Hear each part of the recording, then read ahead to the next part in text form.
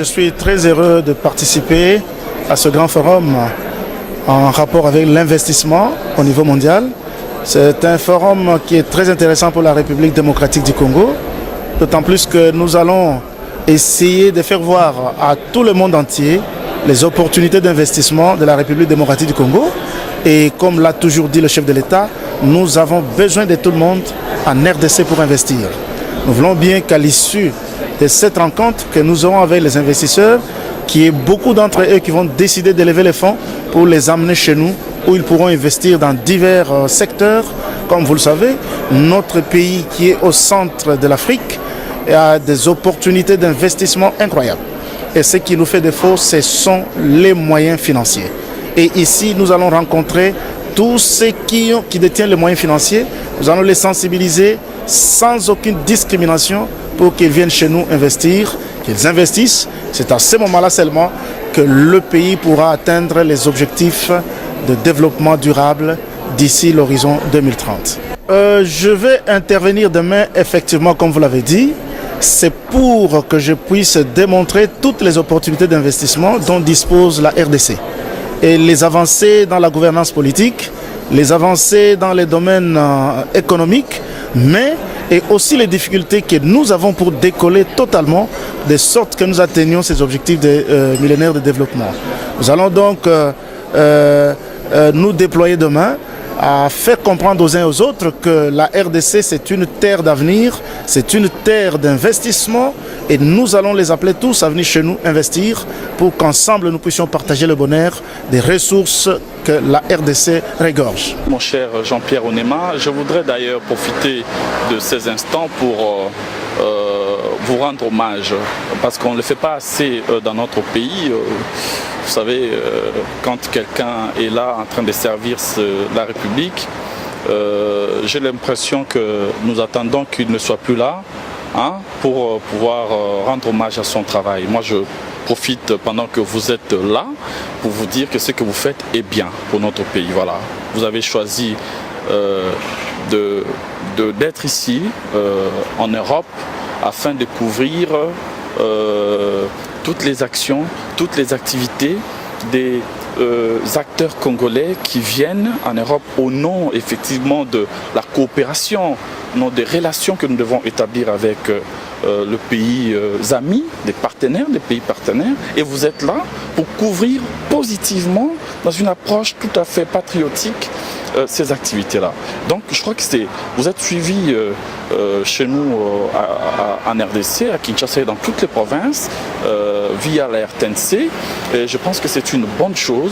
J'ai tenu donc à M. Onema à vous encourager de poursuivre ce travail qui est un travail positif, parce qu'il est important que le citoyen congolais sache ce que viennent faire ici en Europe les représentants ou le membre de leur gouvernement. C'est très important. Donc continuez comme ça, M. Onema. Bravo.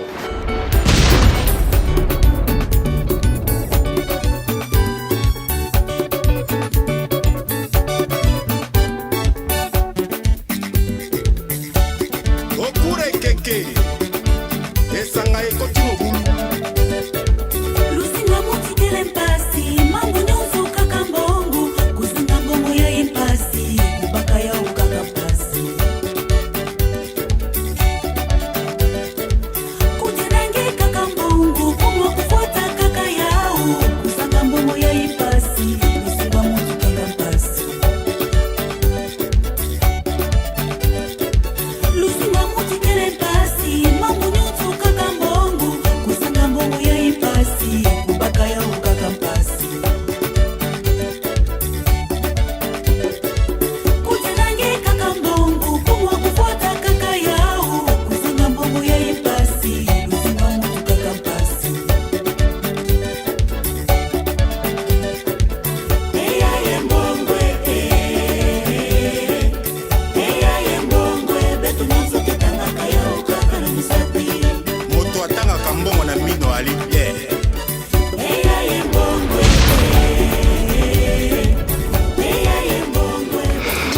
C'est un grand plaisir pour moi que d'accueillir ici le monde entier pour ce 10e anniversaire du Forum et des investissements. Nous sommes ici à la croisée des chemins. Nous sommes en pleine réalisation des ODD, mais le paysage est très contrasté. D'abord, ces objectifs ont capturé l'imagination des politiques, des chefs d'entreprise, de la société civile. Tout le monde collabore. Ici même à Genève notamment, comme cela n'a d'ailleurs encore jamais été le cas. Mais nous voyons que les progrès sont au mieux inégaux et leur rythme est beaucoup trop lent dans de nombreux domaines. L'on constate le même contraste. Lorsque on regarde le monde, il y a une grande dichotomie, il y a des marchés, sur les marchés, les cours des actions augmentent, il y a des sauts en avant, mais l'on voit aussi qu'il y a beaucoup de conflits violents, comme jamais encore dans les 30 dernières années. L'ordre multilatéral est perturbé, il y a le nationalisme qui réapparaît et des sociétés piégées dans la pauvreté et qui tournent leur dos au système.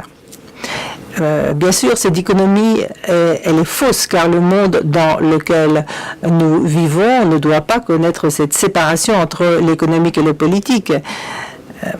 Parfois, il y a des crises politiques qui ont des effets économiques. Bien sûr, les choses vont dans les deux sens, mais il y a davantage. Il y a énormément de défis actuellement qui perturbent le fonctionnement de notre ordre économique et politique, le mode de vie et, par extension logique, la façon de conduire les affaires. Ce contraste que l'on constate dans les progrès vers l'ODD, ça n'est pas une vraie dichotomie parce que l'on ne veut laisser personne pour compte. Donc, si l'on veut vraiment obéir à cet objectif, nous n'avons pas le choix. Donc, c'est un appel que je lance à tous ceux qui sont présents ici, que vous soyez investisseurs dans le monde, diplomates expérimentés ou citoyens engagés. Eh bien, chacun d'entre vous doit se poser la question, est-ce que nous faisons tout ce qui est en notre pouvoir pour faire avancer les objectifs ODD ? Et plus précisément, faisons-nous tout ce que nous pouvons pour concentrer les ressources privées, publiques, nationales, internationales, et comment les dirigeons-nous là où il faut ? Nous savons ce qu'il faut faire. Les ODD sont très clairs. Nous voyons sur le long terme, nous allons beaucoup plus loin que dans les rapports à court terme. Un rapport sur les ODD donne également des jalons à franchir. Il ne s'agit pas seulement d'argent, des trillions d'avoir sont gérés ici et là, mais il faut diriger ces fonds vers ceux qui en ont vraiment besoin et vers les endroits où ils seront les plus utiles pour les jeunes, pour les femmes, pour la croissance dans les pays les moins avancés, pour des économies à faible consommation, à faible émission de carbone. Ce sont de simples exemples. C'est vraiment ce qu'il convient de faire et ce qu'il serait aussi le plus intelligent de faire, investir dans ce qui est durable sous toutes les dimensions, des sociétés qui soient durables, qui sont plus fortes que leur concurrence. Vous êtes réunis ici aujourd'hui pour une raison très simple et très urgente. Aujourd'hui, 10 ans après le premier Forum mondial pour l'investissement, organisé pour promouvoir des solutions à Accra au Ghana, le paysage mondial de l'investissement est en train de changer de forme sous nos yeux. Qu'est-ce qu'on peut dire par rapport à la journée d'ouverture? Merci beaucoup. Je suis très heureux de participer à ce grand forum en rapport avec l'investissement au niveau mondial. C'est un forum qui est très intéressant pour la République démocratique du Congo, d'autant plus que nous allons essayer de faire voir à tout le monde entier les opportunités d'investissement de la République démocratique du Congo. Et comme l'a toujours dit le chef de l'État, nous avons besoin de tout le monde en RDC pour investir. Nous voulons bien qu'à l'issue de cette rencontre que nous aurons avec les investisseurs, qu'il y ait beaucoup d'entre eux qui vont décider de lever les fonds pour les amener chez nous, où ils pourront investir dans divers secteurs. Comme vous le savez, notre pays qui est au centre de l'Afrique et a des opportunités d'investissement incroyables. Et ce qui nous fait défaut, ce sont les moyens financiers. Et ici, nous allons rencontrer tous ceux qui détiennent les moyens financiers. Nous allons les sensibiliser sans aucune discrimination pour qu'ils viennent chez nous investir. C'est à ce moment-là seulement que le pays pourra atteindre les objectifs de développement durable d'ici l'horizon 2030.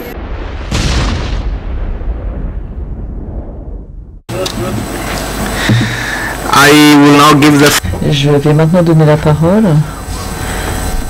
à son Excellence, Monsieur Marcel Inluba-Lengu, ministre de l'Industrie de la République démocratique du Congo.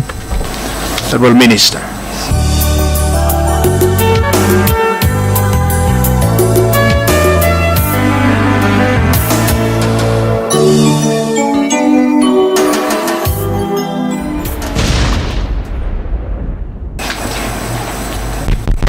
Merci beaucoup, monsieur le modérateur.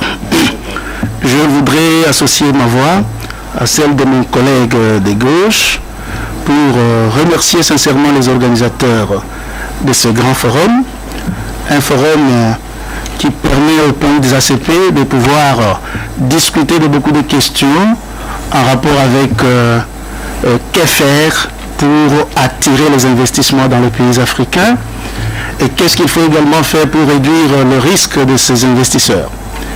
Je suis parfaitement d'accord que l'harmonisation s'efface au niveau des ACP pour que nous puissions coordonner toutes les politiques, parce que chaque pays des ACP dispose des politiques internes pour attirer les investisseurs.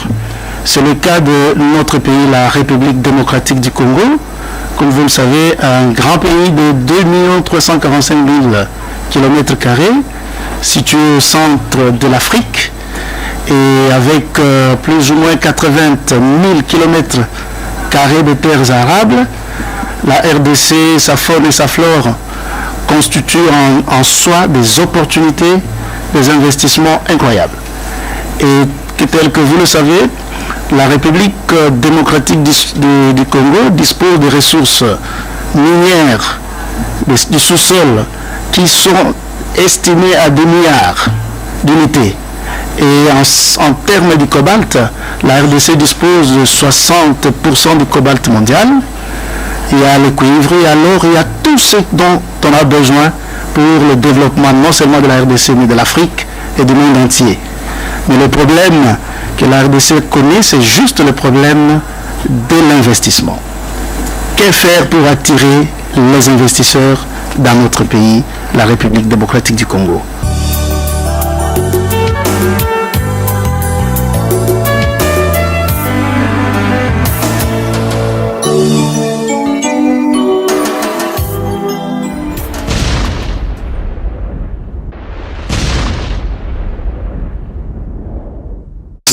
Marcel, or His Excellency Mr. Marcel Inluba-Lengu, the Minister of Industry of the Democratic Republic of Congo.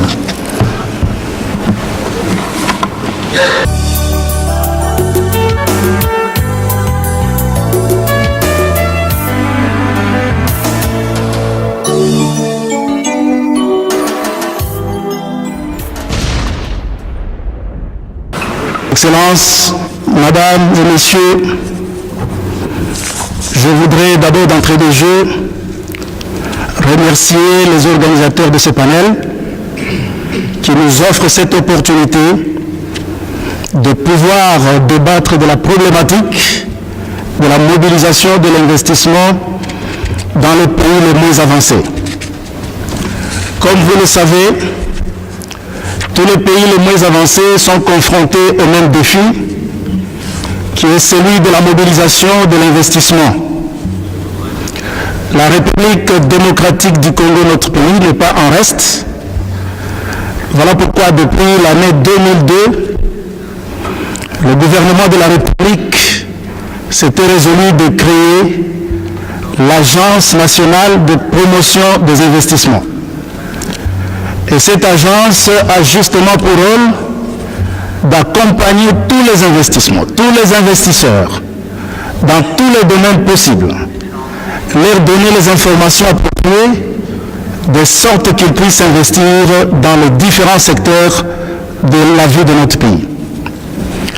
Et à ce propos, pour mieux faire, le chef de l'État, Joseph Kabila Kabange, s'était résolu d'abord de pouvoir s'attaquer à la gouvernance politique et sécuritaire. Comme vous le savez, dans un pays où il n'y a pas de sécurité, où il n'y a pas la bonne gouvernance, les investisseurs ne pourront pas venir. C'est ainsi que le chef de l'État et le gouvernement tout entier ont résolu de pouvoir d'abord restaurer la paix dans notre pays.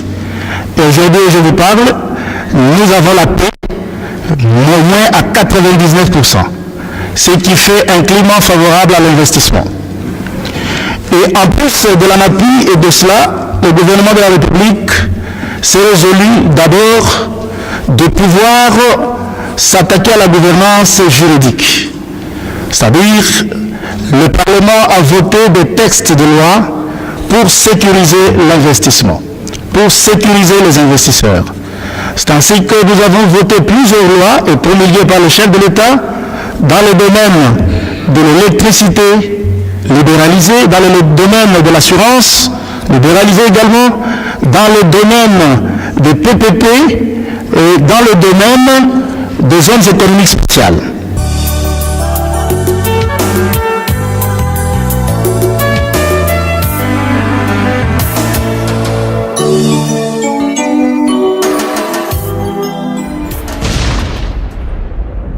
Nous avons fait de la promotion de notre pays. Vous qui êtes des habitués des ambassades, vous êtes au courant qu'à une certaine époque, nous n'avions pas une présence réelle dans des manifestations internationales. Nous étions à la limite non seulement absents, mais aussi représentés par des États que vous connaissez, je ne citerai pas les noms. Et donc ici, ce que nous avons fait, c'était de présenter les grandes avancées au niveau de la régulation. Quel type de régulation? C'est au niveau de la création d'entreprises. Quel type de régulation? C'est au niveau du cordon et du commerce transfrontalier. Quel type de régulation? C'est au niveau de nos adhésions à différentes régions économiques. Nous parlons de l'OHADA. Nous parlons de la libéralisation du secteur des assurances. Nous parlons de la libéralisation du secteur de l'électricité. Nous parlons aujourd'hui de la capacité à avoir tous les investisseurs qui puissent venir au niveau de la RDC, pas seulement une frange de nationalité. Aujourd'hui, tout le monde peut venir en RDC et investir dans différents secteurs sans barrière et sans aucune considération. Merci beaucoup. Je pense que tout ce que nous faisons ici, nous sommes en train de vendre l'image de notre pays. Vous avez vu le stand avec tout ce que nous faisons déjà au pays. Et tout à l'heure, vous l'avez souligné, je suis intervenu autour d'un grand thème. Un grand thème en rapport avec que faire pour mobiliser l'investissement pour le développement industriel, inclusif et durable de l'Afrique. Nous avons convenu avec tout le monde que chaque pays dispose de sa politique d'attraction de l'investissement. Et chez nous au pays, après avoir donné la carte postale de la RDC, j'ai pu relever aussi que nous avons une politique d'attraction de l'investissement dans notre pays. Et en commençant d'abord par la gouvernance politique qui a été améliorée par le chef de l'État et la gouvernance sécuritaire. Vous savez que si dans un pays il n'y a pas la paix, et aucun investisseur ne peut venir avec ses capitaux. Et c'est là que nous avons dit aux uns aux autres que le chef de l'État, Joseph Kabila Kabange, a tout fait pour assurer à notre pays la gouvernance politique et sécuritaire. Aujourd'hui, la RDC, qui était un pays post-conflit hier, et aujourd'hui, comme je venais de le dire, est devenu un pays très fréquentable. Pourquoi? Parce qu'il y a de la sécurité et en plus de la gouvernance politique et sécuritaire, le gouvernement de la République s'est jeté à l'eau pour faire voter beaucoup de lois pour assurer la gouvernance juridique et judiciaire. Et c'est ainsi que nous avons eu beaucoup de lois en rapport avec l'attraction de l'investissement. Il y a d'abord le code d'investissement lui-même qui est un code tout à fait attractif qui présente beaucoup d'avantages aux investisseurs. Il y a la loi sur la libéralisation de l'assurance, la libéralisation du secteur de l'électricité, il y a la sous-traitance. Il y a plusieurs lois qui ont été votées et promulguées par le chef de l'État qui font qu'aujourd'hui, la RDC est devenue une terre d'avenir où les investisseurs doivent se bousculer pour venir amener leurs capitaux. Et ainsi, comme le chef de l'État a toujours dit, nous avons lancé un appel à tous les détenteurs des capitaux qu'ils viennent chez nous investir dans tous les secteurs, que ce soit les capitaux africains ou les capitaux d'ailleurs, même les capitaux locaux, trouvent un terrain très favorable parce que le climat des affaires est largement amélioré dans notre pays. Le climat d'affaires est largement amélioré, c'est ce que nous avons vu ce matin. Et quand vous avez reçu en audience les investisseurs, qu'est-ce qu'on vous a dit finalement? Alors, nous avons eu l'honneur d'être reçus par Monsieur le Ministre, en compagnie de son Excellence Monsieur l'Ambassadeur et des collaborateurs de Monsieur le Ministre. Et le but de cette rencontre était de fixer un rendez-vous afin de nous rendre avec une grande délégation à destination de la République démocratique du Congo et de procéder à des investissements importants dans le cadre de la création de la zone franche de Kinshasa. Nous avons un accord de principe où nous avons évoqué les opportunités qui s'offrent à nous et nous entendons être les principaux, la principale société qui va construire une partie de la zone franche à Kinshasa.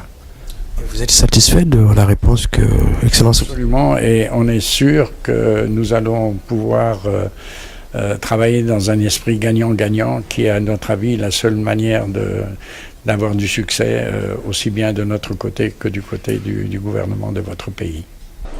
J'ai effectivement reçu les investisseurs venus de Dubaï. Ils sont disposés à venir chez nous pour investir dans divers secteurs. Et nous leur avons dit que nous allons leur transmettre une documentation. D'ailleurs, ils ont eu la chance d'avoir déjà la documentation ici pour voir tout ce qui se passe déjà dans notre pays et tout ce qu'ils peuvent faire dans notre pays. Notre émission est en présent terminée. Merci de l'avoir suivi. Rendez-vous dimanche prochain pour un autre numéro.